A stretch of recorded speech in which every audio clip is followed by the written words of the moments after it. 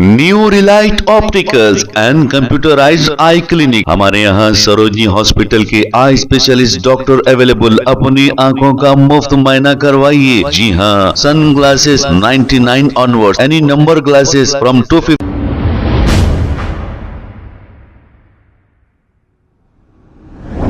अस्सलाम वालेकुम नाजरीन, 7H न्यूज सच को रखे आपके आगे।